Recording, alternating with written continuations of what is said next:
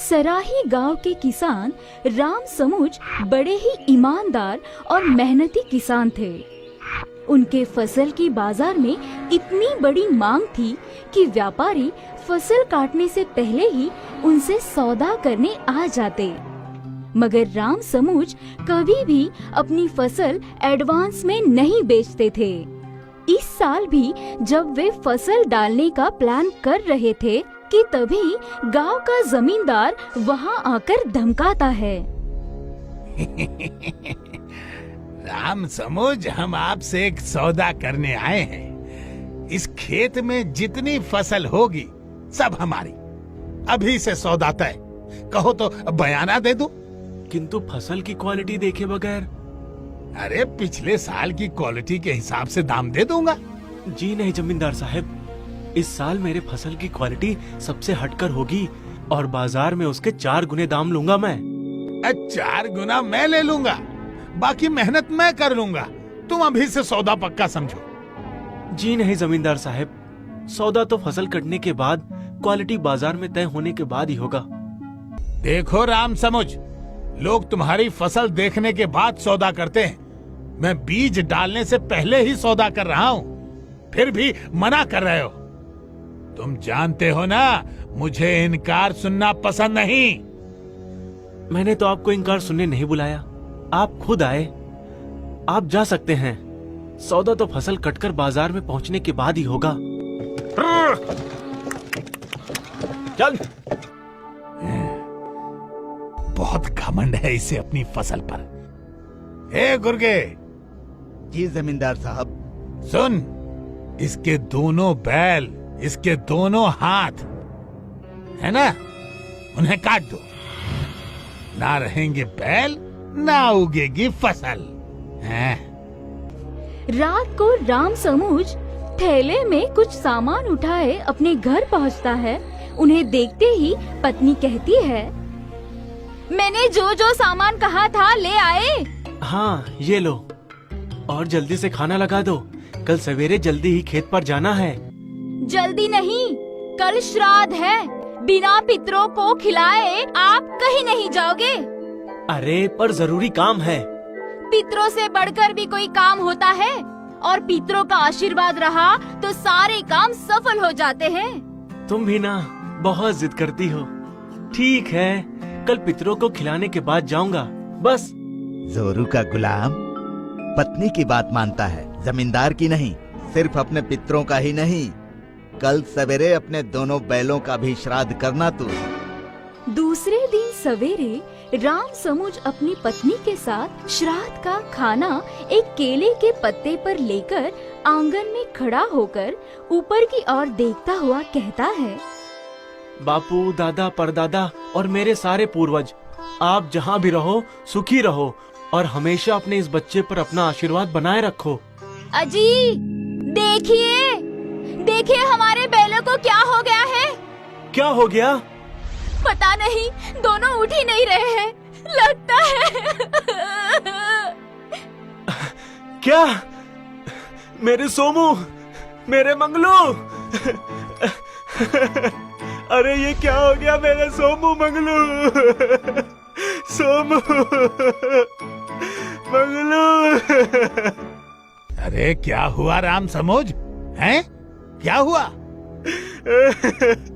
जमींदार साहब, मेरे बैल। ओहो, गुर्गा, देखो क्या हो गया इन्हें। लगता है इन्होंने जहर खा लिया है। जहर? भाई राम समुझ, कुछ सड़ा गला बासी वासी खिला दिया क्या? हैं? नहीं जमींदार साहब, मेरे सोमू, मंगलू। अब चुप हो जाओ राम समुझ, रोने से क्या फायदा। ले जाकर गाड़ दो भाई, खेतों के उस पार की बंजर जमीन में। और राम समुझ अपने दोनों बैलों को गांव के बाहर की बंजर जमीन में गाड़ आता है। उसका पूरा दिन खराब हो जाता है। रात को भी उसे नींद नहीं आती है। ऐसा कैसे हो गया तारा? तुम तो कह रही थी पितरों की पूजा करने से सब काम सफल हो जाते हैं। शांत हो जाइए। जो होना था हो गया। ऐसे कहने से हमारे पितरों की आत्मा को तकलीफ होगी। अब भी तुम यही कह रही हो? हमारे पितृ हमारे लिए कुछ तो करते।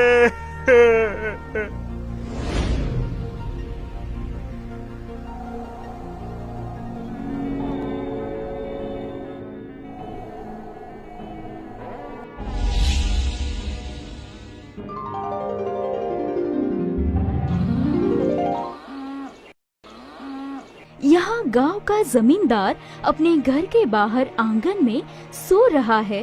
तभी राम समूज के दोनों बैल वहाँ पहुँचते हैं। पैरों की खर खर की आवाज सुनकर जमींदार की नींद खुलती है। गुर्गा, हे गुर्गा,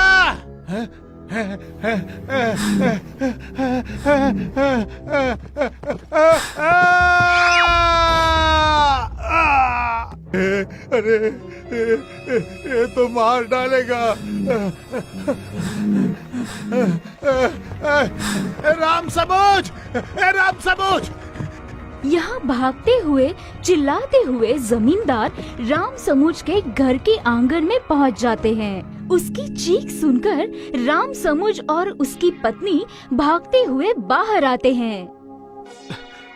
क्या हुआ? क्या हुआ? कौन है? हाँ, मेरे सोमू मंगलू। राम समूज, बचा लो मुझे। ये बैल मुझे मार डालेंगे। हाँ? पर ये बैल तुम्हें क्यों मार रहे हैं?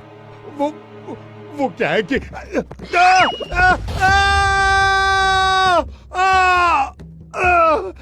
अजी, ये सब क्या हो रहा है? ये तो हमारे सोमू मंगल हैं। पर ये हमारे जमींदार साहब को क्यों मार रहे हैं? बता मेरे मालिक को, मैं तुझे क्यों मार रहा हूँ? बताता हूँ सोमू मंगलू। राम समूज, मुझे माफ कर दो। तुमने मेरे सौदे से इनकार कर दिया था, इसीलिए गुस्से में मैंने ही सोमू और मंगलू की जान ली। मुझे जो चाहो सजा दे दो, मुझसे बहुत बड़ी गलती हो गई। तुम्हें सजा देने से मेरे सोमू मंगलू वापस तो नहीं आ जाएंगे? आ जाएंगे मालिक। ये तुम्हें 2 नहीं 4 सोमू मंगलू के पैसे देगा, और साथ ही सोमू मंगलू थक जाएंगे तो उनकी जगह काम करने के लिए ट्रैक्टर के भी पैसे देगा, वरना। अरे दूंगा, बल्कि दे रहा हूँ। सोमू मंगलू को जाते देख वो अपनी बाहें फैलाता हुआ कहता है, मेरे सोमू मंगलू। राम समूज, तुमने मुझे पहचाना नहीं बेटे?